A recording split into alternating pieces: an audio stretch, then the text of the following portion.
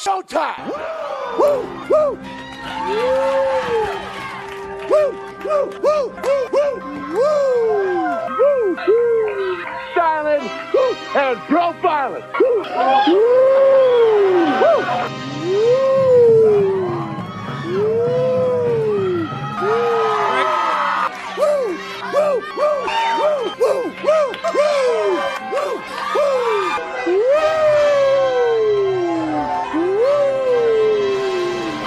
It's live and in color. Woo! Welcome to the Mafia Sports Report, brought to you by Buffalo FAMbase Network.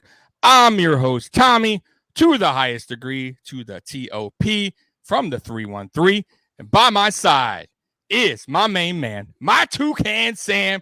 They call him the Apex Man, Mr. Mikey. How you doing, brother? I'm doing wonderful, bro. How you doing? Hey, dude. I am doing very good. And, hey, I want to welcome everybody that's watching or in the chat right now to the premiere of Mafia Sports Report on the Buffalo FAMbase Network. So I appreciate you guys. I hope you guys enjoy me and Mikey. And let's just get right into this, man. Let me see right here. Going through the chat. Jack, Super Bowl, here we come. Yes, it is, man. Yes, it is. For sure it is. So let's get right into it, Mikey. The free agency grades. I want to know what you give Buffalo Bills free agency grade. By the way, it may not be totally done yet. ESPN came out. They said we were the winners in free agency. How do you feel about this free agency that Brandon Beane put together? I think it's incomplete still. And I know we talked about this beforehand. I will give it an actual grade based off of if it's truly done.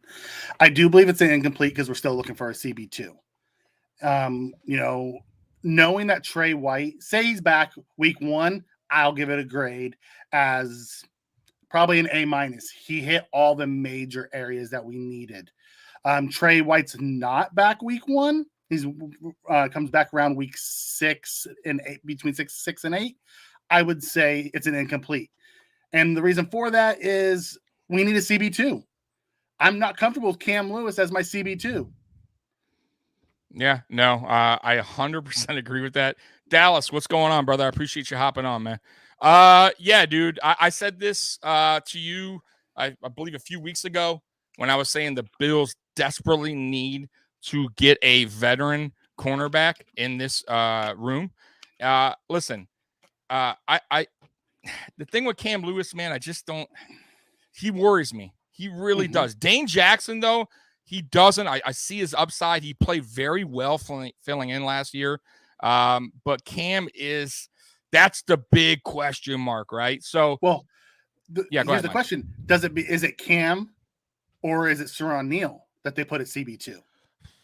That's a great question. I'll tell you what, it depends. It depends on what they do in free agency. If they go out and get a veteran cornerback, which we're going to get to later, Mikey, if they do that, then I'm not worried. No, Saron Neal doesn't come in and play that spot. I think maybe as a third corner until Trey gets back, very possible, because Trey's not coming back, guys.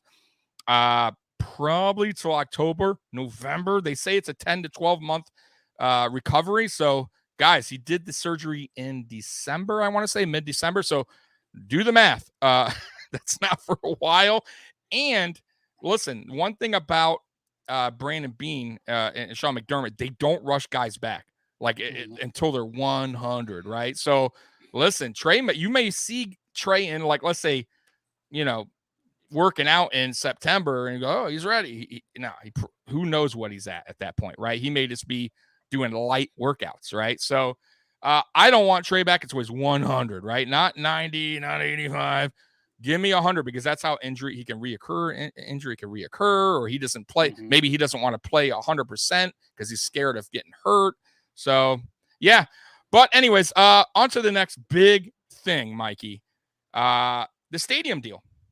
The stadium deal got done. What was your grade? Oh, I'm sorry. You're right. I'm sorry, because I jumped the gun. So what did you grade them anyways? Because I don't think you ever gave them a grade. If there's stay pat and they get a CB2, I would say it's probably an A minus. I felt like they hit the real big things. Von Miller was huge. Getting that closer. That's what we didn't have. I went back and watched that championship game or that divisional. Was it? What was it? Against KC? I don't even know what round it was. Was it the divisional round? I think it was divisional. Yeah. Divisional round. I watched Epinesa get so close about 6 times of taking him down, just missing him. Yeah. I watched Jerry and Addison over pursue over and over and over. And he snuck out. Von Miller's a closer, man. He may not be that all-star during the season, but you get him into the playoffs, that's where he makes his money. And with the additions of the D line, and I really believe Daquan Jones is going to be a huge asset at the one tech. That's a massive man who knows how to run stuff and pass rush. And then we brought in Tim Settle. We brought back Jordan Phillips. We brought back Shaq Lawson. We have our young guys. Like, that D line's remade. And then on the offensive side, we brought in Roger Saffold and we brought back Ryan Bates. That's key. Huge. That's key. The set. Listen, so our starting 5 is set. Yeah, I agree. So I agree. So you're giving it A minus? I would say A to A minus, depending.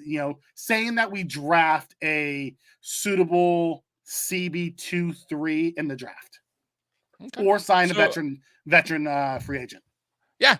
I mean, no matter what they do at this point, I'm going to stick with an A on my end. Yeah, an A because, my God, guys, I think the last time I counted was like 10 right? Free agency pickups when we weren't supposed to get but like 3 or 4.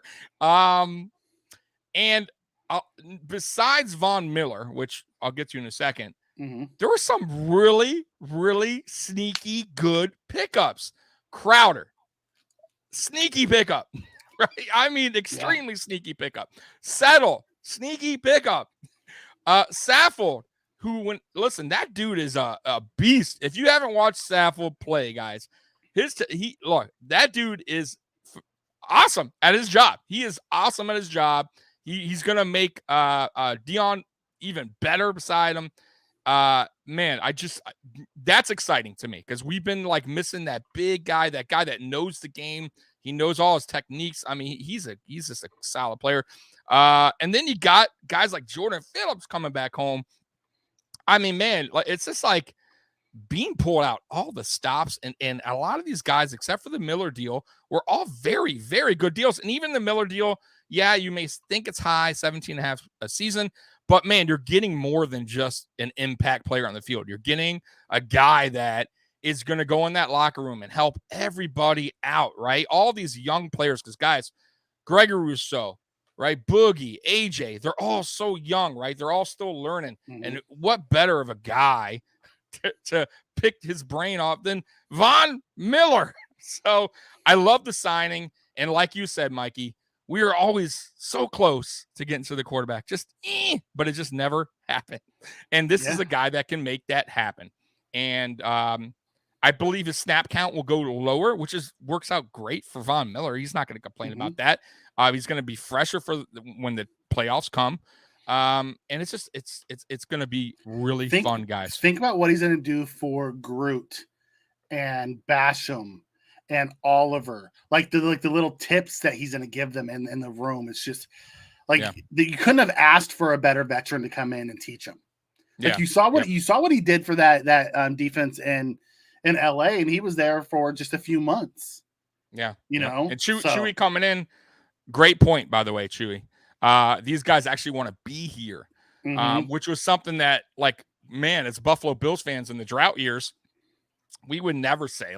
We would have to pay them, double just to come here, right? Yeah, and most players get free agents. That's right. That was the land of Buffalo, and we'll talk about that a little bit as we go through today. I love the OJ Howard pickup. Dallas Holland comes in and says, "That's awesome." I always forget that we got OJ Howard. Yeah, because he was signed 10 minutes after Von Miller. Right. He got lost in the sauce. Got OJ in a Bronco, right? I mean, yeah, great. I actually mentioned that to you 3 weeks ago too on the OG Howard. Bro, he's a freak athlete, Mikey. Like that dude he's a freak. If he can stay healthy and just kind of learn the playbook, right? And just I think he could be a very good player for this team. And then it comes down to, do they want to resign him? Because if he is, he's going to want that. Yeah, right. Because everyone wants that right now. With the way the money was going this year, with that big handouts that could go going out there. Right. But you have to remember the positive flip for like an OJ Howard is he has the ability to line up in multiple locations because he can be flexed out into a big slot or outside like a Kelsey because he has that athleticism.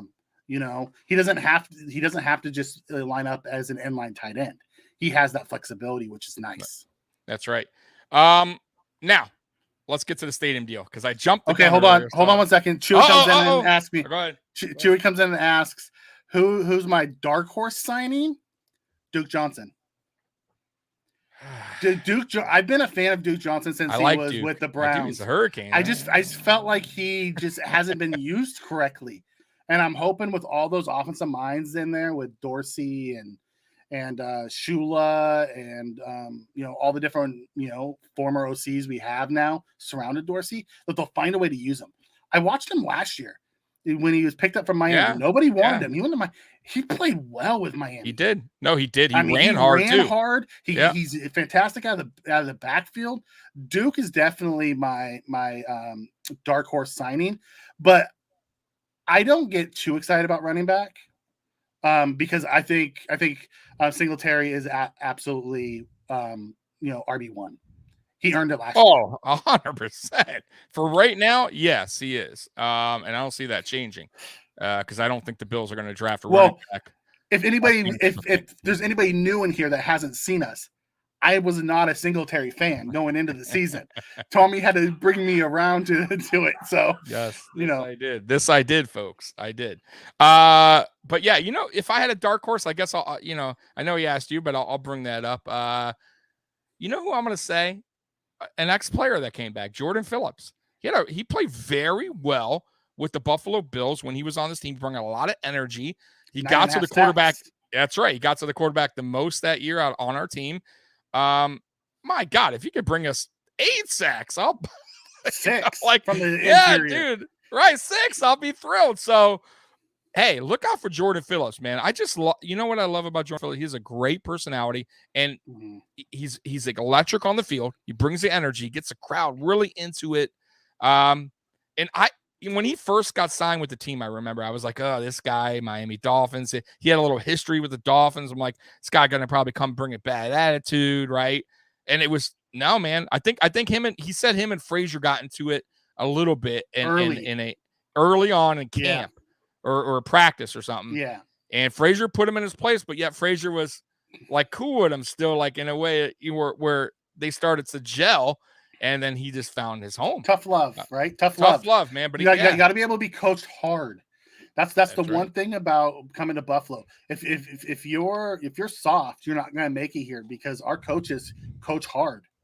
They do, except for OG Bobby Johnson. I don't know what the hell. Well, he's not here anymore. So, on the defensive side, one other dark horse that a lot of people really aren't talking about or don't think is going to make the roster, Shaq Lawson.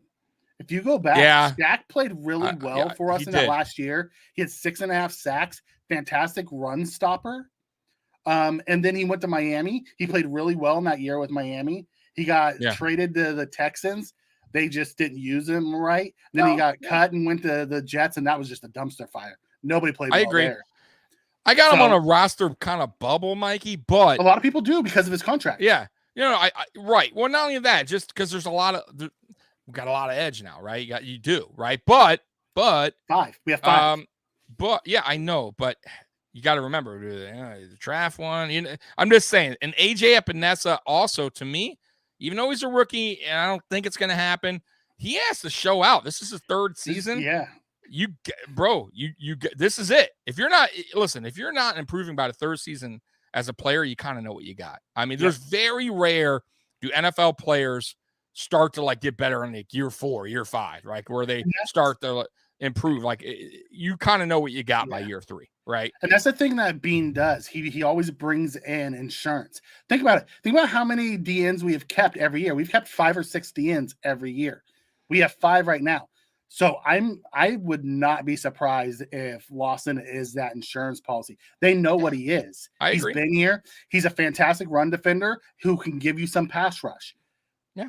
No, I agree. That's a wild card. You don't know what him and Basham are going to do. You're right. 100%. No, I agree with you 100%. Like I think I'm just saying I could see him being on that bubble because remember, unfortunately, they have to cut players, right? There's players that go to the practice squad and stuff like that, but we'll see. Hey, we'll see how camp goes. It's all about camp too, right? Who shows out. Also, who gets injured in camp. I mean, knock on wood, nobody does, but stuff like that does happen, guys, and you got to be realistic with it. Okay, so moving on. I do want to talk about the stadium deal that got done.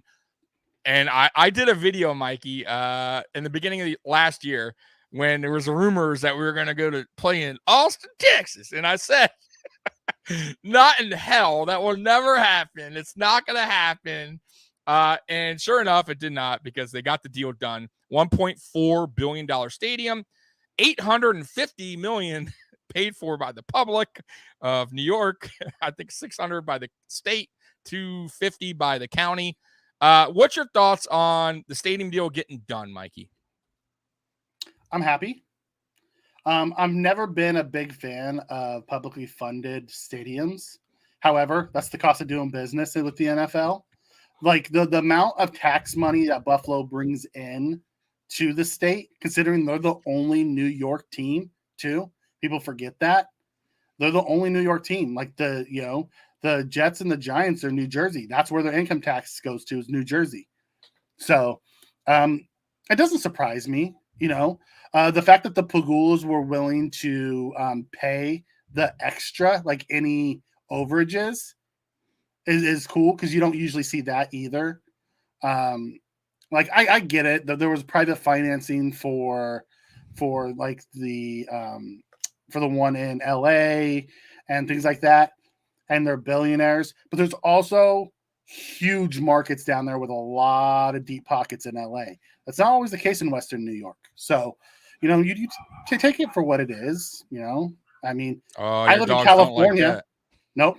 I live in California, so, I don't, I'm still paying for the Kings stadium and they suck. Mike said, "Yeah, you guys pay for the stadium. I'm cool." I mean, no, I'm paying for the Sacramento Kings stadium arena right now, and they suck. So at least I get to watch somebody good. Right. Right. It's true. I'm cool. Listen, as far as the deal was going to get done. We weren't going anywhere, and here's how I see it though. And I did a tweet the other day, Mikey, and it got a little mixed reaction. I mean, for the most part, people agreed, but I said, Brandon Beane and Sean McDermott, not only did they make this team a Super Bowl caliber team, right? Mm-hmm. But they might have possibly saved the team from moving. Now, some people are like, "Oh, the Pagulas, they would never. Oh, God, no, they would never do that." But I will say this: they were saying, "We're not paying for the stadium, right? We're going to put up a little bit, but the state's going to pay for it. We're not going to renew the lease until the stadium deal gets done." And I think the lease ends in like a year. So what does that say? Did you guys really think they were going to budge and say, because here's how I see it, Mikey. And I'm not saying the state wanted to pay it if we suck, but let's just say hypothetically, Brandon Beane, Sean McDermott came to town, and they were just like all the other crap that came to town before them. And we were just a bad team, right? Would the state, right, be willing to pay for a stadium deal? I'm kind of leaning towards no, because we don't know. Is Bills Mafia, even though I love them, are they still filling the seats at Highmark Stadium, right? Or are they sick of the Buffalo Bills? No. Yes, I agree. I agree, because we always go for the tailgate. They always do it. They do it, no matter what. But would the state though front that money? I don't know. I'm shaky on it. Well, I think ultimately a deal gets done. I think it's much harder. I don't think it's a $1.4 billion stadium. I think it's more closer to $800,000 stadium or $800 million stadium, and they don't get all the luxury stuff. Because possibly the Bills are good and they're in that window, they're popular. They're getting primetime games that's out there. It was much harder for the state and the county to come back and say no to them. If they sucked and they weren't getting it and they were just getting the 1 o'clock games, it's much easier to play hardball with the Bagulas. The leverage was gone for them because I guarantee you any number of states and counties would have ponied up for the Bills. That's right. Oh, and not to mention, now I don't know how this works. Listen, guys, I could be just talking out my ass right here, but maybe Mikey knows. When you get primetime games, does the team make? Don't they get paid a little bit more for those? Like, because I know each team gets paid a little bit more money now. Okay, so I'm speaking out my ass, but either way, well, it brings no notoriety to you. Okay, either way, though, in my opinion, I don't think the state would have forked over what they forked over if this team was still a bad team. I'm just throwing that out there. I could be wrong. I totally could be wrong. Maybe the state still does it, right? We never know. We'll never know. I just. But anyway, either way, this brings me to our weekly segment, guys, that we're going to be doing each week, and it is called the Trip Down Memory Lane. And this week, on a trip down memory lane, is going to be the history of the GMs and the coaches that came through Buffalo. And we're going to grade them. We're going to give them the A, F, and we'll see how it goes.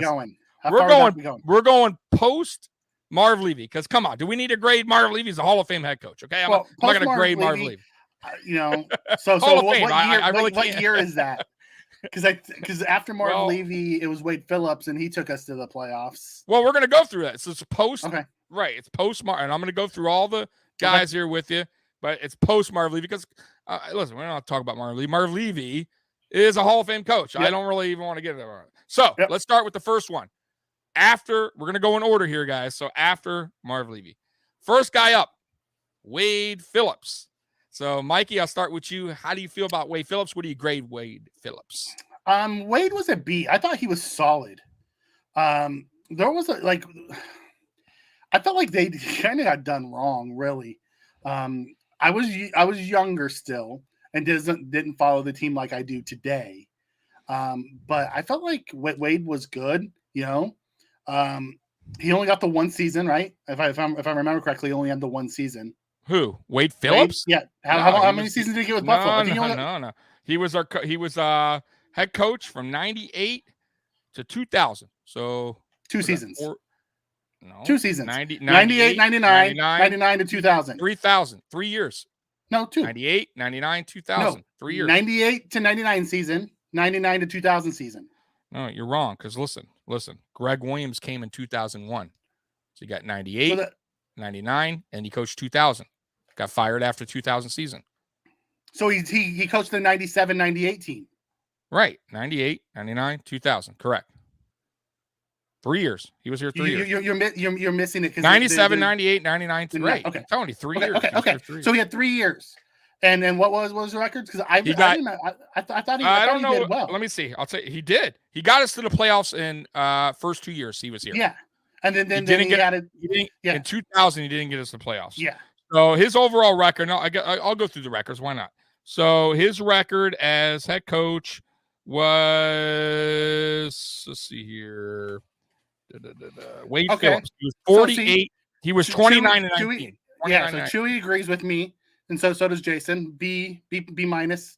You know, he was solid on Wade. Okay, on Wade, he was solid. That 99 team was really good, and that whole quarterback carousel thing that came from the owner, that wasn't a Wade decision. That was pressure from Ralph. Oh, terrible. I was so pissed. Mikey, as a fan. I wasn't a big Johnson fan anyways. I loved Flutie. I was a full Flutie guy. So, it is what it is. So you give him a what? B minus? I give him a B. I give him a B. The track gives him a B minus. Okay. So I'm giving him for 3 seasons, 2 out of 3. You're exactly right. It was not his doing on the Rob Johnson, putting Rob Johnson in the playoffs. we all knew Doug Flutie should have been playing. It was that big contract, and the higher ups were forcing their hand, and Wade Phillips had no other choice. So I'm going to give him a B. And because listen, 2 out of 3 years playoffs, I would have took that through the drought on any coach that we're going to go through. Right. I felt like the way that the 99 season ended, it steamrolled into the 2000s, and then they were ready to get rid of him. They were ready for the change because he didn't like the way the whole Rob Johnson thing rolled out. Yeah. Like I felt like the Bills just did him wrong for, he was. No, they did. Well, they fired him because they fired him. Yeah. They fired him because he wouldn't fire his special teams coach. Yeah. I mean, like, wow. You can find a reason to fire anybody. Right. Jeez, so, man. all right, let's move on. All right, moving on. Next, one of my most hated Buffalo Bills coaches, Greg Williams. Boo. All right, so I'll start with you, Mikey. Greg Williams coming to town. I hate Greg Williams. That was quick. I am not a Greg Williams guy at all. And the fact that we went from Wade Phillips to Greg Williams makes me want to throw up. He was, bro. I hated that guy day one, yes, bro. Chewy. I'm not. Yes, Chewy. I love that. Yeah. Throw that up there, Tommy. Sure, I will. Greg Williams. Yeah. Horrible. So, listen. I agree. An F right away. Very rare for me to hate a coach like day one, because usually I'm like, give the guy a chance. Like, no matter what, even if I think he's gonna do terrible, I still am like in the back of my mind, you never know. But bro, Greg Williams, I'm like, no. Dallas comes in and says D, or is that too high? That's too high. Bro. Too high. He's an F, okay? And I'll tell you real quick, and we'll move on to the next. That freaking 2002 team, when we brought in Drew Bledsoe, mind you, we had the one right stacked on offense, and we had the Drew Bledsoe. It was his last year. It was like when Denver got Manning, right? Like you only knew he had a shelf life, right? Like it's either now or that's it, right? And bro, go guys. I swear to God, guys, go look at the stats on that team. If we pull those stats on this current team, I'm just saying, 4,500 yards for Drew Bledsoe, 1,300 for Eric Moulds, 1,250 for Peerless Price, 1,500 for Travis Henry. And then I'm not even mentioning the other guys that got numbers. You guys would be like, that's a playoff team. Nope. Yep. 8-8. Jason comes in and says that GM that hired them gets the triple F minus. Oh, we're gonna go through the GMs next. The good old GMs. All right, so let's yeah, so he's definitely an F. Yeah. Next, I didn't hate the guy, but he was bad. Mike Mularkey. Go ahead, Mikey. I'll give you the Mike Mularkey. He was here 2 seasons, 2004, 2005. Mularkey, I don't really like. The fact that I don't remember him kind of tells you everything you need to know about his coaching tenure. Yeah, he was D+, C-. Yeah, he was. I think he had like one. He had one winning record with us. I think he was like 9-7 or something. Like 1 year. The fact that he doesn't even register kind of tells you everything you need to know about him. I mean, guys, this gets depressing. I'm gonna be honest with you. So God, guys, I'm not depressing after Wade Phillips. The first two have been really depressing. Listen, I'm not. But when we're done with this list, you guys, all right, you understand. I can accept that. He's a ho hum C. I can accept that. Okay. Yeah. So I'm gonna give him a C minus because he did have a winning record one season. He was only given 2. Let's be fair. I always say it should be a 3-year rule for coaches, right? If you can't do it in 3, you got to go. So I'll give him a C minus. Why not? All right, here comes the most boring coach. Oh my God. Chewy said now he needs a beer. Thanks, Tommy. Oh man, I'm sorry, guys. I'm bringing back listen, guys. On trip down memory lane, it's gonna be a lot of depressing shit. Listen, here, okay? So tonight's gonna be the coaches and the GMs. Then we're gonna go into the first rounders next week. Then the second rounders up to the draft. So it will get a little bit better, I think. Oh, quarterbacks too. Yeah, we'll do quarterbacks after the draft. We'll do quarterbacks after the draft. So let's continue this this terrible list here. All right, here comes the most boring. All right. Boring, lamest coach ever, I think. Dick Duran. Dick Duran, Mike. What do you give good old Dick Duran? He was here 4 years, by the way. He is the epitome of a C. Oh, did I say we love Dick? Or yes, did she did. say? Did she say that? Yeah. Dick said That's what she said. You should have had me there. You missed it. No. I'm keeping it PG. That's what she tonight, said. Tommy. That's what she said. I'm keeping it PG. His tonight, name is Tommy. Dick Duran. Yep. Come on. It's not Richard. Okay. He's the epitome of a C. You're giving him a C? Yeah, he's the epitome of a C. He's not horrible, but he's not good. Oh, I should have gave you the coaching record. I'm sorry. So let me give you the coaching record real quick. A little update, guys. So Wade Phillips, by the way, 29-19. Hey, not bad. Good. That's a good record. Not bad. Yeah. Greg Williams, 17-31. Not very good. Mike Mularkey, 14-18. And then right now, good old Dick Duran, 24-33. Go ahead, Mikey. Are you done? A C. He's a C. God, he's so the bad. Crypt Keeper. 4 years. 4 years. Why the hell? Why did they keep him for 4 years? I don't know, Mikey, but maybe they just like that he shut his mouth. I don't know. I'm going to give him a D+. I mean, yeah. For lasting 4 years. You think he's worse than Mike Mularkey? Mularkey had a winning record. He didn't. At least Mike Mularkey. Yeah, but look at the rosters between them too. Well, I mean, I'd have to go back and look. But either way, Mikey, 4 years. I mean, you can't do something in 4 years. That's pretty bad, right? Like he had a lot of chance. Mike Mularkey only had 2 years. This guy had 4. There's a reason why he only had 2 years, though. Why 4 for Dick? We'll get into that through the GM conversation. Let's move on. All right. Here's the next one. And this guy's not bad. Coordinator, Chan Gayley. So go ahead, Mikey. Chan Gayley, his record. I loved Chan. Let's see his record. Chan Gayley, 16-32. So not the greatest, but go ahead here. Like I loved Chan. I did. I loved him. Good guy too. I loved what he did with our offense. He just didn't. He didn't have the roster for it. I put Chan's run on the GM more than I put it on him. I have to give it to him though. Overall, I can't give him higher than a C+ because he didn't do anything with it. It's hard to give him anything, but I still to this day love Chan Gayley, and I always will. He was innovative with his offense. No, we had no quarterback. Yeah, we had no 3 years. He was here 3 years too. Yeah, which I don't mind. Give him the 3-year rule, but yeah, he was able to do something with CJ Spiller, and he was the only one able to do it. Yeah.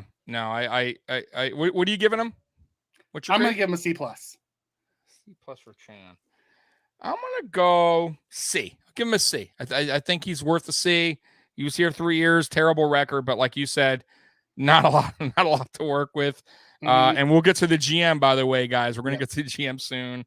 And that plays a big part of it, guys. And that's why when this is all done, I'm going to tell you why we started with the stadium talk, because it's very important. All right. So next, I'll give him a C. Next, I'm freaking depressed now. Next, here we go. I told you guys, this is should this been a conversation for our first show, Tommy, on the new network? It is. This is because you know what, guys, you're still gonna be happy when this show ends because you're gonna realize, holy shit, we got Sean McDermott and Brandon B running the show, and we are a Super Bowl contender team. We're picked right, like they're picking it. What? So trust me, you'll be happy. Let's keep it moving so we can get through the segment. All right. Doug Marrone, St. Doug. What do you give St. Doug, Mikey? The guy who left town. Quit. F. Yeah. F+ for me. He quit on us. Yeah. Piece of crap, man. Piece of crap. I'm not going to even talk about St. Doug, who's not even a coach anymore. Goodbye. Let's move on. Right. All right. And last but not least, Rex Ryan. Good old Flexi Rexy. Mikey, what do you give Rex Ryan? He was here 2 years. I wanted a different coach at that time. I wanted, we had interviewed Shanahan during that cycle. Pagulas were new. They wanted that flashy guy, so they went with Rex. I liked Rex as his personality. He was a crappy coach. Like he's a better coordinator than he is a head coach. I agree. I would give him a C. First time here, he took an elite defense and crapped all over it. Like that Schwartz defense that we had before Rex came in, that was an elite defense. It was very good defense. He started dropping Mario Williams into coverage. Like, what? You're dropping your $100 million pass rusher into coverage? No, I agree. So you're giving him what, a C? I gave him a C. All right. Just he was. I mean, he wasn't a bad coach. He was he wasn't a good head coach. I thought he did very good. See, I thought he overachieved a couple seasons with New York. They beat the Patriots a few times. I mean, like they were, but they had a roster. Sanchez. They had a roster designed for his defense. They did.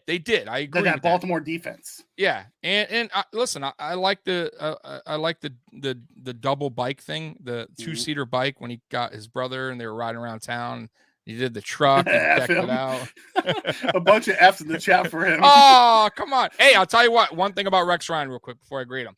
He's been the one guy that's been very supportive of the Buffalo Bills on national media. He's the one guy. I got to give him credit because he could be bashed. Before it was cool to support us. 100%. Him, Mike, Rob. There's a couple of the media guys who have been riding with the Bills. Yeah. Before it was cool to ride with the Bills. That's right. And bro, you got to remember, he's our ex-coach. He could be like deep inside, like saying he don't like us just because, right? Because he's still butthurt. But I mean, if you think about it, he didn't have much of an offense. Like, he ruined Mario, and our defensive players didn't fit the 3-4 that he wanted to run. But like our offense was just crap during the it was. Yeah, he couldn't decide what to do on quarterback. But hey, he had a bad GM too, which we're gonna get to now. So I'm gonna give him a C. Thought he was okay. Like I didn't hate him. I didn't care for him either. But I thought he did okay. I like his energy. Honestly, I do. I think the players really liked him, but I just think he's a little loosey-goosey. It was a little too rah-rah. There wasn't enough accountability in the locker room. Yep. All right, so here we go with the GMs, guys. Okay, so we'll run through this quick. I know the segment's going long, but there was a lot of – it's going long because we had a lot of coaches that sucked ass, all right? Let's be real. All right, so we're going to get to after the Bill Polian. So John Butler was 93 to 2003. Pretty good GM. He really was. I liked Butler. Butler was a good GM. I think he was our last good GM until Brandon Beane. Yeah, no, I 100%. Then you got Tom Donahue, 2 seasons. Hated him. F. Okay, yeah, I give him an F as well. Now here's the one where when your team is doing terrible and they're just trying anything. Marv Levy for 1 season. I'll give Marv a D for the fact that he was a Hall of Fame head coach, not a personnel man, and they just brought him in. He tried his best, but he wasn't built for that role. No, and he was so old at that point. All right, next on the list, Russ Brandon from 2008, 2010. F minus. Russ Brandon was a problem within the Buffalo Bills organization. Right. And then the Buffalo Sabres organization when they moved him over there. Yes, I give him an F as well. The next, we had him 1 season. Hey y'all, bust Buddy Nix. Buddy Nix, the country. I liked Buddy. I liked Buddy's draft that year. I thought Buddy was a C+. C+. I thought he was a C+. I'm gonna give him a C. He was okay. He just is. He lasted 1 season for a reason. Doug Whaley. Doug Whaley from 2013 to 16. Doug Whaley started the transition of our roster. Listen, a lot of people crap on Doug. I thought Doug actually did a decent job for us in the personnel department. He didn't get to pick Rex. That was a Pagula pick. Everyone thinks it was a Doug pick. It was a Pagula pick. Yeah, that's true. That is true. And then we brought in Sean McDermott. I felt from a personnel and draft standpoint, Doug was really good. He was great with the Steelers. He was good in a couple years he was here with us in the draft. I mean, he was part of the team that found Matt Milano, and late. He always found late linebackers. He was a linebacker finder from the Steelers days. I would give him a C+, and really, it's only because I would have liked to see what he could have done with a coach that he wanted that would have meshed well with him. But what is it? Was it tell you the fact that he left us and he hasn't been back in the league yet? Yeah, tell you about it? C+ is really nice, bro. I liked him though. I liked him. I get it. I think he just made so many crucial errors. I'm gonna give him a D- because the Darius contract was ridiculous. I thought the Watkins deal was bad. The trade up for him, the amount of picks. Could have stayed put and taken Evans or Beckham. Yeah. So just that alone, I gotta give him I don't think you can give him whatever you want. I'm gonna say a D. I guess I'll stick with a D. He was okay, but there's a reason, like you said, he's not in the league. He'd even work out for XFL or whatever the hell he went. Yeah, they used him as like he's not in the league. I mean, I know he just popped up on Twitter talking crap about the Bills, saying now we're going to trade Stephon Diggs because we can't afford to pay him. Dude, how does he know what? Yeah, whatever. He said something last year to that. Yeah, I didn't mind him. I felt like he could have been a good GM given more time and a better connection with the head coach, but he just never clicked with anyone, so it made it hard. Yep. Well, guys, that was the trip down memory lane. How depressing. Right? That this goes to show you guys, for everyone and anyone who gets upset at Sean McDermott, or maybe sometimes even Brandon Beane, to remember, go back and listen to 10 minutes of this and remember how bad it was here with the GMs and the coaches.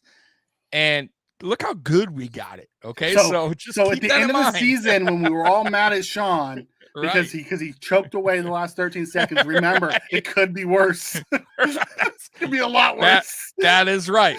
So I want you guys to just implant that in your brain of this trip down memory lane and say, I never want to see that again. I never want to hear it again. So anyway, the chat's not happy with you, Tommy, for bringing that up.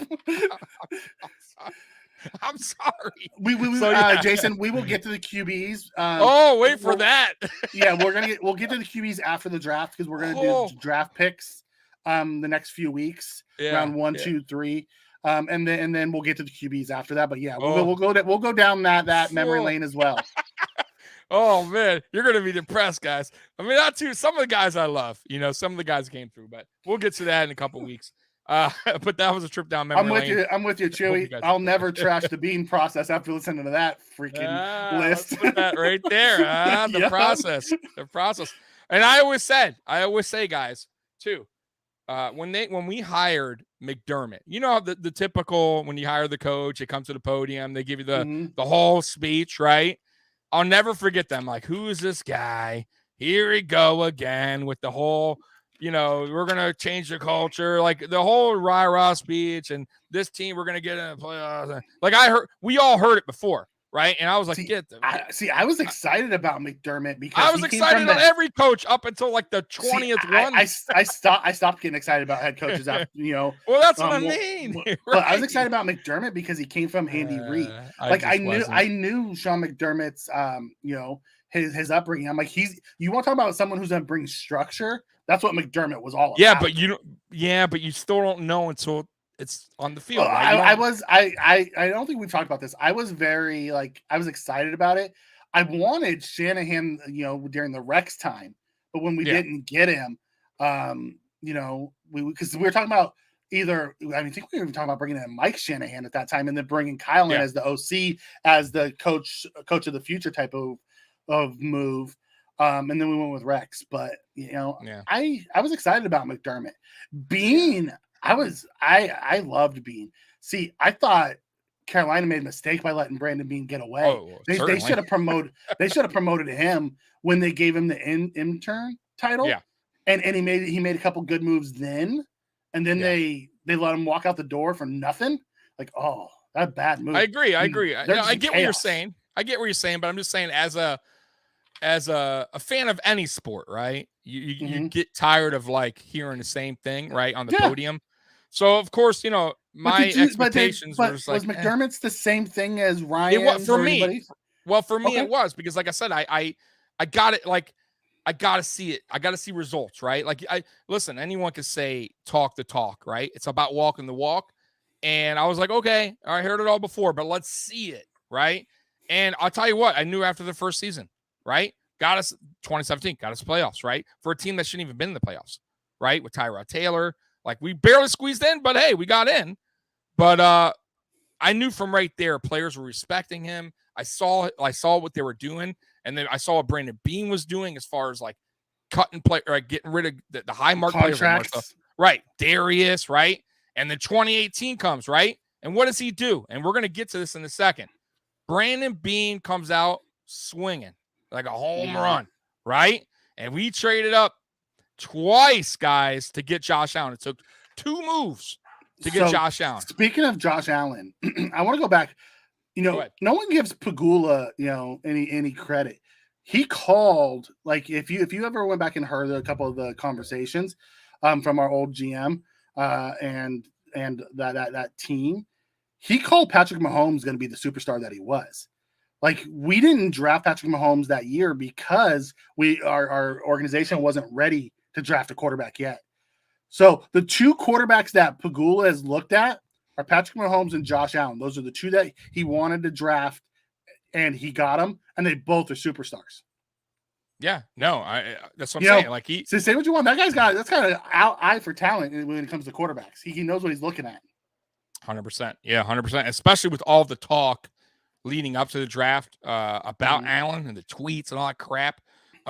Which it was they all lyrics, but of course, I'm just saying they all. But that was at the beginning of the Twitters before people started scrubbing their Twitters. But they always do that. Yeah, they always do that. I mean, look at Jeremy Tunsil and his face mask bong.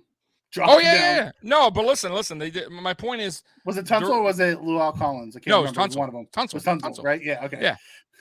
But teams do that. There's a lot of things that leak like that, Mikey, to make players drop on purpose. Yeah, like that's been the ongoing thing, right? Like that's the sneaky way of doing it. We've been trying to do it for Sauce Gardner this whole time. Yeah, but either way, he didn't fall for it, right? We drafted Josh Allen, which listen, a lot of people want a Rosen. Oh God, like, can you imagine? That's a way to take the L. Is it this one right own here? It. That's the way to take the L and own it, Chewy. I can respect you owning it. I wanted Allen or Lamar. I wanted one of the 2. I wanted one of the 2 from the beginning. I hated Rosen. I watched the pre-draft. I watched him with UCLA too, and he just didn't care. He's so nonchalant. Yeah. I'm like, I don't want a guy like that. Yep. I knew Josh. I knew Josh was going to be a project, and he was. But man, he had all the physical tools and the want, and you could see it. Yeah, bro. I just did a video like not too long ago about like the 2 quarterbacks I didn't want were Baker Mayfield and Josh Rosen. I was okay if we picked any of the other 3. I wanted Allen and Lamar, one of the 2, but I would have been okay if Darnold would have been it because at least he had talent. Yeah, no, I agree. Like I said, I wanted Allen all the way, but I did a video like really listen, guys. What makes Allen so special? Go ahead. Look at this one in the chat. Can we get a shout out for Jalen Ramsey and a stellar take on Josh Allen a few years ago? Oh, dude, remember that? I'll never forget that. Trash. But no, what I was saying, Mikey, was what makes him special, really, and I think that's what Brandon Beane saw and Mcdermott was his heart and his fight, like to get and desire to get better, right? Like. And that's it, like really, guys, if you really, really, really, really look deep into Josh Allen, what makes Josh Allen so special? Yeah, he's athletic. He's a freak of nature when it comes to his arm strength and all that. But really, he could have been like, hey, I got a good arm. Listen, Jamarcus Russell had a great arm, but he wasn't there. He had no work ethic. He had no work ethic. He just didn't care. Kyle Bowler had a fantastic arm too. Jeff Do you remember- George. Yeah, Jeff do you remember Kyle George. Bowler's arm? Yeah. He took a knee at like the 45 and threw it through the uprights with the ease. Yeah. So my point is, guys, listen, they saw with Josh Allen how special he was. They knew that it would take a couple seasons to get Josh Allen where he is now. And not only that, they knew that Josh Allen would put that work in the offseason, which that's what he did. So anyways, moving on. I do want to get into something, Mikey, real quick. Von Miller does like a blog thing on YouTube or whatever. So Von Miller came out and he had the whole process of him getting the call from Josh Allen, of him deciding if he wants to go to Buffalo or re-sign with the Rams. So what's your thoughts about that? I know his dad called him and was like, hey, Buffalo's the place to be. We should thank his dad. His dad was a huge advocate for Buffalo. But, I mean, you can hear, Vaughn had a tug of war with his heart because he loved L.A. He loved the culture that was out there. But when he started thinking about it, he talked a little bit about how he thought he was coming to Buffalo when he was getting drafted. If he would have went to 3, we wouldn't have taken Darius. We would have taken Von Miller. He just didn't make it to us. He got drafted at 2. Josh Allen effect is real. Josh Allen effect is truly real. He talked about it, the ability to play with that guy. And he talked about all the offensive stuff. He's like, yeah, Dad, but I got, AD and Jalen. He's like, yeah, but now you're going to the number 1 ranked defense in the NFL. The only thing they're missing is you, the closer. He's like, good point. So it's not like you're going to play with a bunch of scrubs, Right. You don't just have one, you have Ed Oliver, who isn't in the AD category yet, but he's an ascending defensive tackle. And then in the secondary, you have Trey, Jordan, and Micah. Yeah.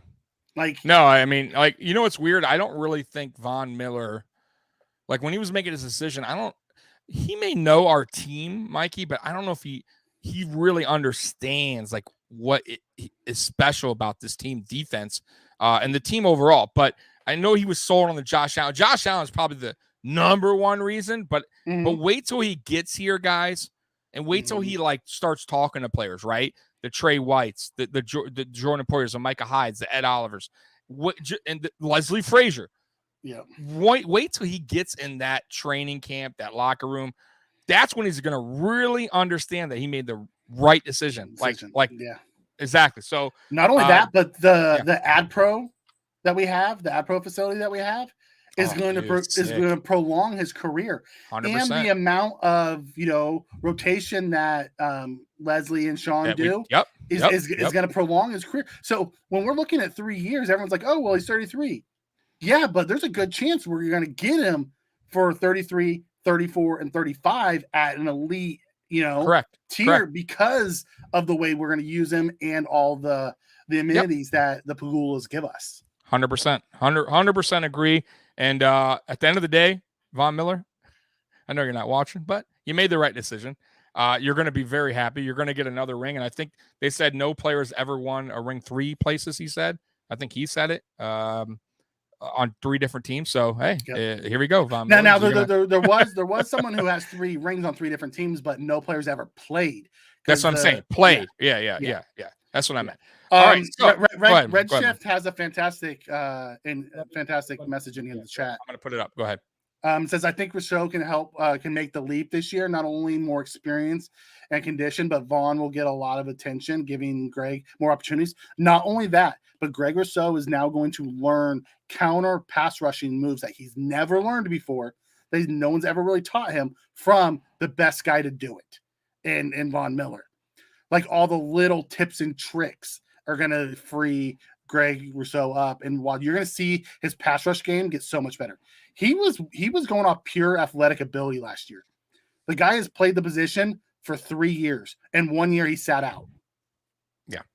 So, how I feel about Greg Rousseau, and I said it last year, is he played 1 season in college.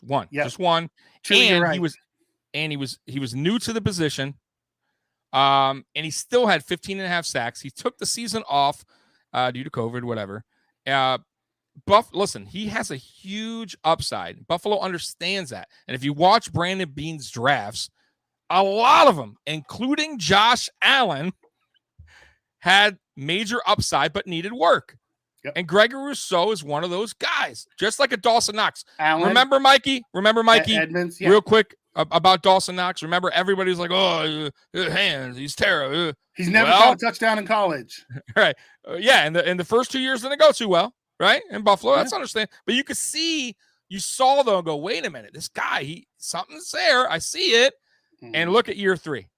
Yep. Look at that. So wait till Gregory Rousseau. Listen, Von Miller coming here only helps him more. He's going to pick his brain. He's going to get better. He's going to work harder. He's a good kid. He's super young. Sky's the limit for Gregory Rousseau. So, yes, go ahead, Mike. Yeah, so Chewy, I believe Vaughn helps Ed Oliver the most. You know, Jordan Phillips is a vet. He's always going to be good. But there's going to be little tips and tricks that Vaughn teaches Ed that, you know, that he picked up from AD and stuff that, you know, Vaughn is going to help the defense as a whole. It's going to help the team as a whole. He's a closer. You know, he's not going to be the guy that's going to get you 27 sacks. You know, he's not Myles Garrett, you know, but when you need closing time in the fourth quarter, that's when Vaughn's at his best. Yeah.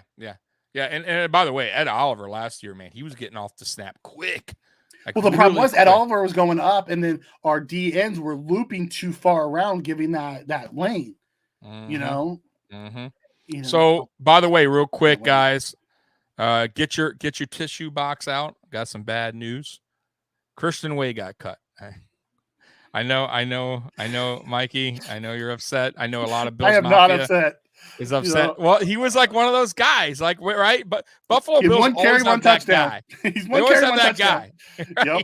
Like, they always have the guy. He was a fun project. You know, a rugby player. Like, what I never understood is why didn't we put him back as like a kick and punt returner? I said like, that. I don't understand that. Like, that's ideally what rugby is.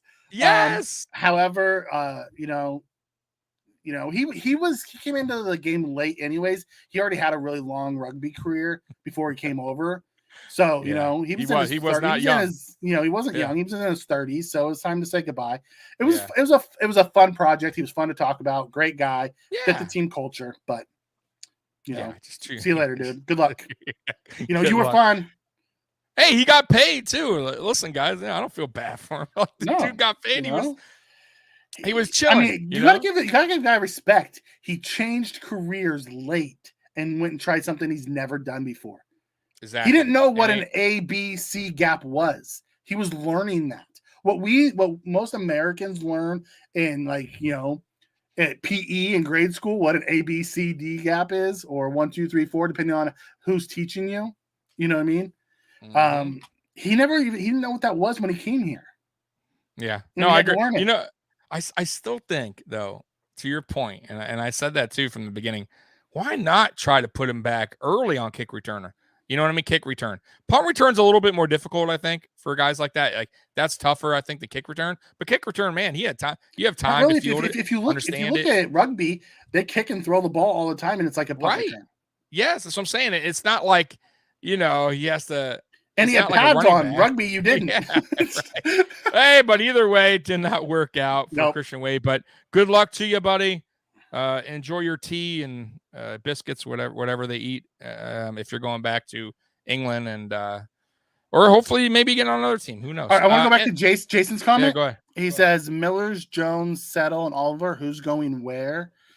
It's not, you know, I'm interested to know how that rotation is going to be set up, because I picture Miller at right D end, Oliver right at the 3 tech, Jones at the 1 tech, Rousseau at the left end to start, or they might switch Rousseau and Miller. We don't know, but then how they roll in the backups will be really interesting. I could see Phillips running backup 3 tech and Settle running backup 1 tech, with Epinesa following behind Miller, and Boogie following behind Rousseau, with Shaq that can play both sides. Yeah, honestly, that's I'm not going to even comment, because I don't know. Honestly, that's going to boil down to camp, because there's a lot of good guys. I'm high on Settle. That is redoing your D line in one offseason. That is a deep D line. Yeah, and Mikey, which we were screaming last season, really I was saying why the D-line was struggling so much. Wait, we didn't have any big dudes. We got some big dudes big dudes, man. So yeah, that lane is gonna be clogged the F up. Yeah. But I do want to go over something that was interesting, Mikey. Okay. That I read an article on Fansided on the top 5. Now, this is their articles. Obviously, this is what they put. Top 5 worst contracts of Buffalo Bills history. So at number 5, they have Rex Ryan at 5 years, 27.5. What do you think about that deal? You think that's worthy of being in the top 5 worst contracts? Yeah, that's a pretty bad contract for Rex Ryan. But I mean, I can get with it at 5. Okay, we've had some bad contracts. All right, yeah. So Stars got to be. If Star isn't in there, Stars should have been. Stars isn't in there. The Stars should have been one of the 5 worst. He's, believe it or not, no current kind of current players. God, that's bad. Rob Johnson coming at number 4. 5 years, $25 million. Mind you, that was back then, Mikey. That was a lot of money back then. Yeah, that was a lot of money back then. No, Rob Johnson, that absolutely deserves to be on the list because he was a hot garbage. Here's the one, guys. That's man, it hurts tough, you. I know it's tough because I love this guy. Coming at number 3, it's the Fitz Magic. 6 years, $59 million. Mikey, I love Fitzy. I love him so much. I mean, it was a bad contract, but you have to remember we were. I mean, Fitzy was the best thing we had going for us during the Chan Gayley era. Like we were reaching for anybody. We were starving for a winner. Praying, and Fitzy was Fitz Magic or Fitz Tragic, one or the other. Sorry, sorry, I know this is a horrible setup for our first show, Tommy. I'm sorry, guys. Number 2, Derrick Dockery. Remember offensive line? God, that was a bad one. Yeah, 49. I would say 7 years, $49 million. Yeah, that was horrible. And I want you to guess the number 1 before I say it. As a matter of fact, chat, anyone before we say it, if you got Marcel Darius was a really bad one. A lot of people don't like the Mario Williams contract. I thought it was fine. I did too, but a lot of people, bashed it. No, not me. I don't know. What is the? I mean, I would have put Stars over Rex's. So should we say Mario? So who are you going with? I don't know. Just tell me who it is. Marcel Darius. Oh, Marcel okay. Darius. So I was right. So it was Marcel because I said Mario Williams, Marcel Darius. Like Marcel's was a bad contract. 6 years, 108. Yikes. Yeah. That's kind of like the Albert Hainsworth deal, man. Oh boy.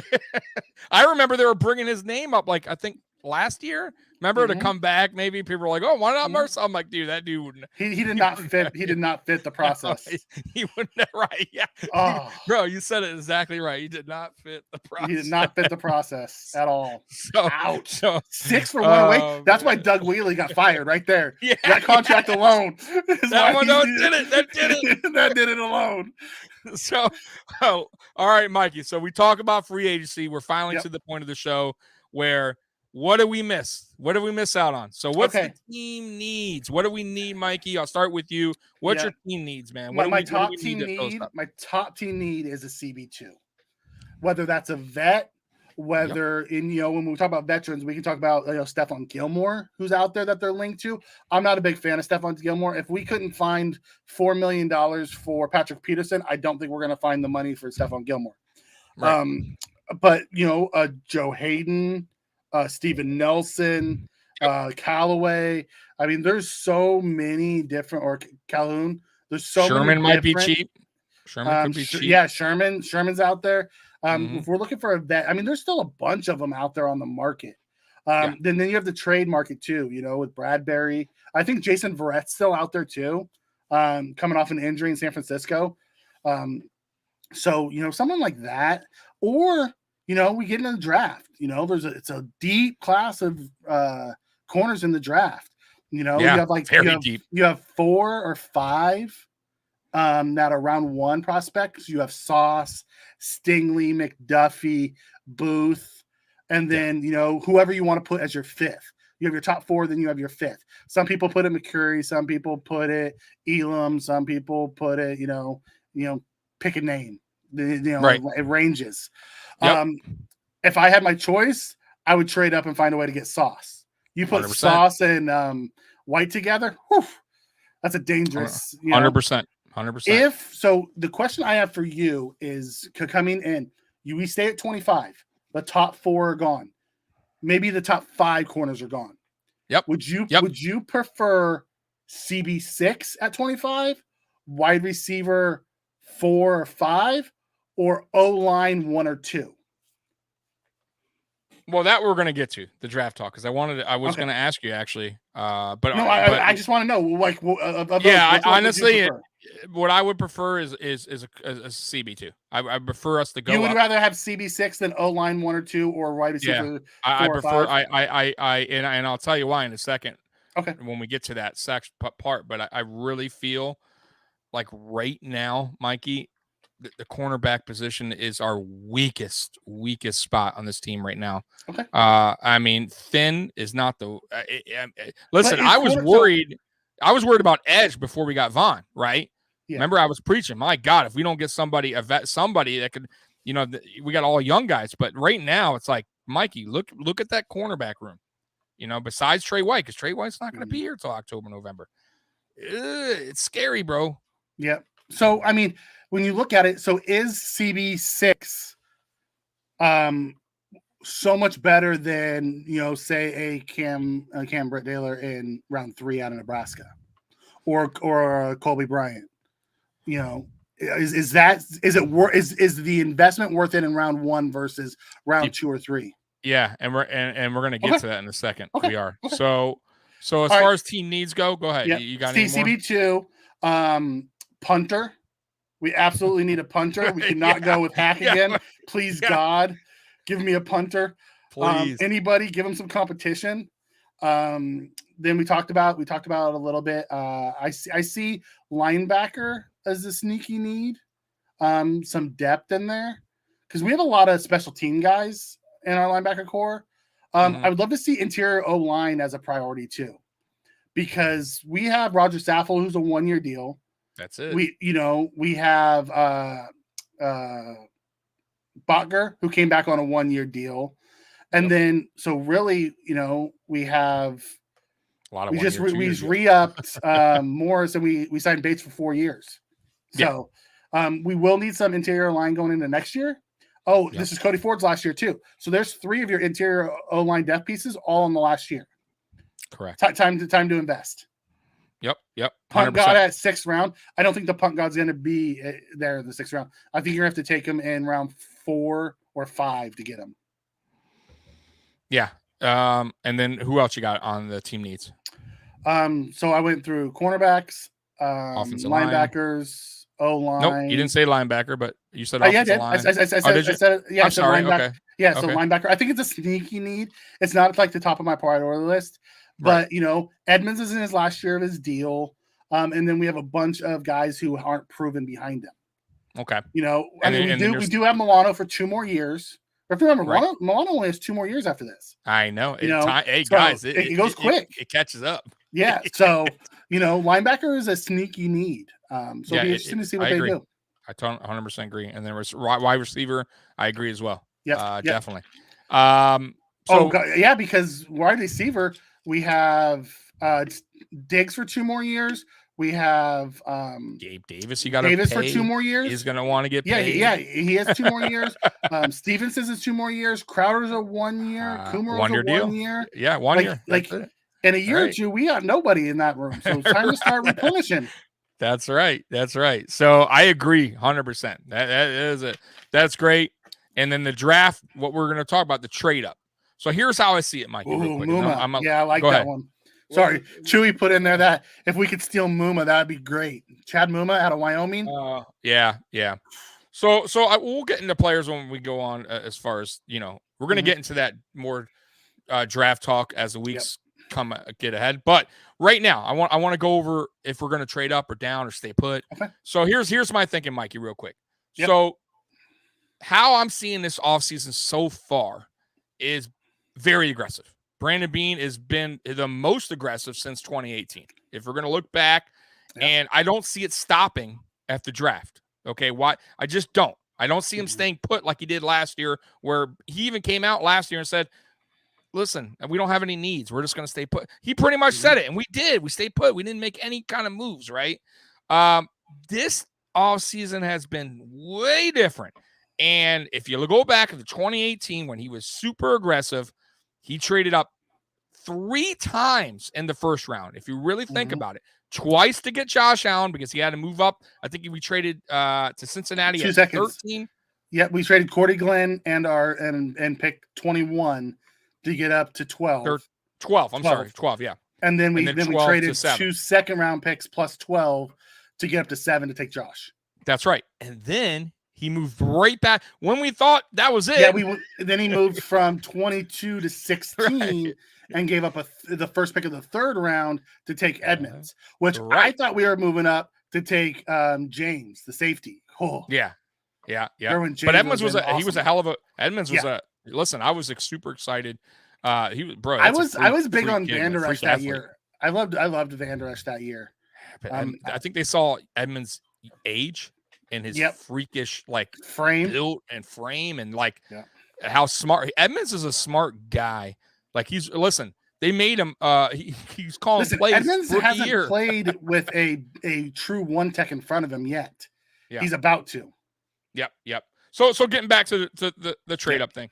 I think, guys, personally, I think Brandon Beane's going to definitely make a move to trade up. Will it be for Sauce? I hope. But, man, he would have to get in the top 5. I don't know what he would have to do that. I don't know if he'll have to get in the top 5. It might be 7. He'll have to get in the top 10. Around there. Remember, there's a lot of tackles and DNs that are going to go high. I don't think he'll go past that. I don't think – for sure he's not going past 10. I would be shocked. He's for sure going. You're right. Around that 7 or 8, 5 to 7. Yeah, I'd be. Well, I could see the Jets taking him at 4. I could a lot of mock drafts have him. Yeah, going. But I could also see them looking at putting more assets in that interior O line to protect that high. So I could see them hoping that either Sauce or Stingley fall to him at 10. But I can't see him getting past the Giants at 7. No, that's what I'm saying. I don't see him. So either way, Brandon Beane would have to pull some major moves to get to that, and that would probably mean losing some picks, right? I did it. I think it's a first this year, a first next year. I think it's our first and third this year, and like a first and a 4th and 6th next year, something like that. Yeah. And it's crazy high to get. It's crazy, but guys, Mikey, at the end of the day, though, Brandon Beane wouldn't pull that move unless it was for a player that he feels is a game-changing player, right? Sauce is a game-changing player. That's right. That 100%. That's where I'm going with this. If you're gonna make a move for a guy, it would be that guy because he checks all the check marks. He has the size, the speed. He put on also weight in a now. Premium position.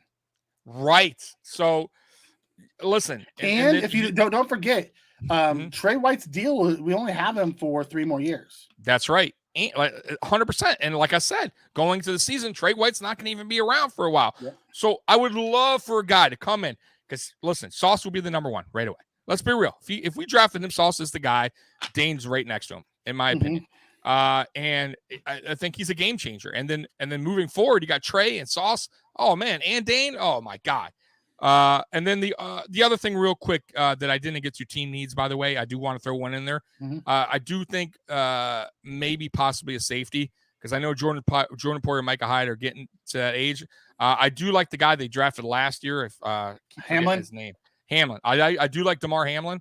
But we'll see. I still think picking a safety wouldn't hurt them. Also, in the draft, running somewhere back, in the draft, because this is Singletary's last year. 100%. Yeah, and they're not going to. I highly doubt they're going to. Yeah, they don't tend to pay running back second contracts. So right, that's right. Duke and Singletary in the last years of the deals. Moss has one more, but what have you gotten from Moss to this point that says he can be the guy? Yeah, no, listen, guys. So we do have needs. Moss ain't the guy. We don't have needs for 2022. We have needs for 2023 and beyond. Correct, except for cornerback. Yeah. Cornerback's a 2022 need. Touche. Oh, man. So did I miss anything in the chat? Yeah. So Jason comes in and says, Bean would be sneaky to trade for DK Metcalf. Here's the problem with trading for DK Metcalf. One, you're giving up the assets. Two, he's in the last year of his deal because it was a second rounder. So it's only a 4-year deal. You'd be a loner. You'd be a loner. So, or you would have to choose between DK and Diggs. Yep. Granted, DK is 100%. younger, but Diggs is the heart and soul of that offense, man. Him and Josh's connection, you got to pay Diggs. Yeah, I think they're gonna.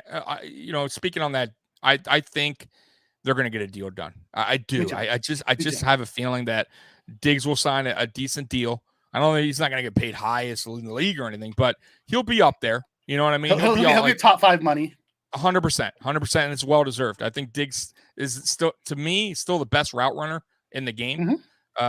So he's still proving that he's a captain, one of the top 5, like you said. Yeah, and he's a captain on the team. He's done everything right since he stepped through the door. 100%. 100%. If they always say, Bean and Mcdermott always say, you look at the locker room to see who gets paid. The locker room looks to see who gets paid. If they don't pay Diggs and they ship him off, that's telling the locker room that we're going to be cheap. We don't value you guys putting in the effort and doing the right things. They're not backing up what they preach. Diggs is going to get paid. Well, Mikey, this was a really fun show tonight. Yeah. The premiere on Buffalo FAMbase Network. I want to thank them once again for having us on their network, on their platform. And you guys, the chat, man, you guys were electric tonight. Red Chips comes in. Red Chips asking, give us your AFC East ranking predictions. I think it's too early for that because we haven't even gone through the draft. And, as we know, the Patriots, finally did their first move and they traded for somebody. Where the Jets stand. Yeah. I mean, that's an easy one, right? As it stands today, and we'll redo this as we move forward. As it stands today, I have the Bills, then the Dolphins, then the Patriots, then the Jets. Yeah, I 100%. Today. I 100% agree. Bills, Dolphins, because I would have had the Patriots ahead normally. Yeah. But the Dolphins made good moves. They don't even have a full offensive line yet, the Patriots. No. The Patriots don't even have I don't even think they have a coordinator yet. They're not going to. They're not going to. Bill Belichick came out and said that, he's not going to give out titles. Oh, boy. Well, good luck there, New England. Yep. Anyway, so I got the Bills, the Dolphins. Elation to depressing, back to calm. Chewy. We took Chewy for a ride tonight. Yeah, bro. So, hey, guys, once again, I appreciate everybody in the chat. I appreciate Buffalo FAMbase Network for having us on. Mikey, it's always a pleasure. And, guys, we are out of here, man. As always, go Bills. And we love you, man. And we'll see you next week at 9 o'clock right here. Peace. Showtime. Woo, woo. Woo, woo, woo, woo, woo, woo, woo. Silent and profiling. Woo,